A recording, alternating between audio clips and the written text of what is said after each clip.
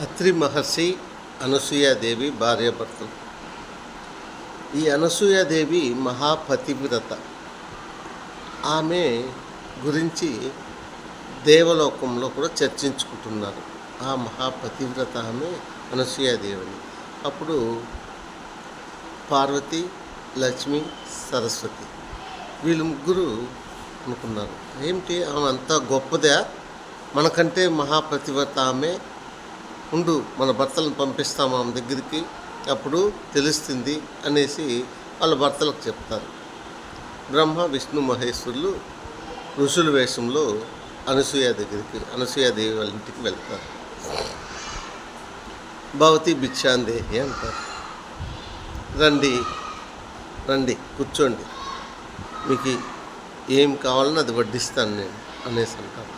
వంట వెళ్ళిపోయి స్నానాలంతా చేసుకొని వచ్చి కూర్చుంటారు. కూర్చున్న తర్వాత ఈమె రకరకాల వంటకాలు చేసి తీసుకొని పోయి వాళ్ళు ముందర పెడుతుంది. ఆమె వడ్డించేదానికి వచ్చినప్పుడు ఒక షరతు పెడతారు. అమ్మ, నీవు వివస్త్రగా అంటే బట్టలు లేకుండా మాకు వడ్డించాలి అనేసి అంటారు. ఆమె అట్లే తండ్రి అనేసి అనుకొని తన భర్తను తలుచుకుంటుంది.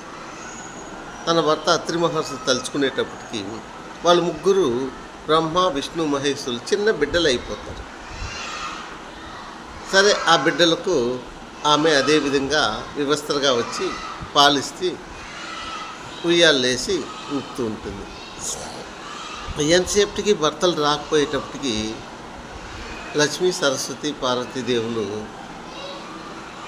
చూస్తారు, ఏం రాలేదు, ఇంకా రాలేదనేసి చూస్తే తన బిడ్డను ఉయ్యాల్లో వేసి ఉంచుతూ ఉంది.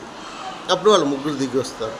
దిగొచ్చి, మా తప్పు క్షమించండి, మేము నిన్ను తప్పుగా అర్థం చేసుకున్నాము, కాబట్టి మళ్ళీ మా భర్తలను మాకు ఇవ్వండి, నీవు మహాపతివ్రతవు అని చెప్పిన తర్వాత ఆమె మరలా తన భర్తను కోరుకుంటుంది.